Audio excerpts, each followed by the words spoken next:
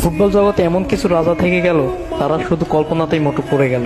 Football জগতে এরকম কোনো হিরো নাই যে তার সাথে পাল্লা দেয়। ফুটবল জগতে এরকম কোনো পুরস্কার নাই যেটা তার পাওয়া হয় নাই। শুধু সোনালী ট্রফিটা কখনো ছুঁয়ে দেখতে পারে নাই।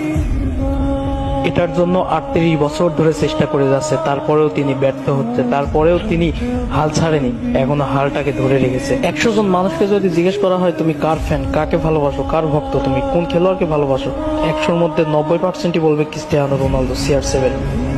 CR7কে যে ভালোবাসে না সে ফুটবল জগতই চেনে না।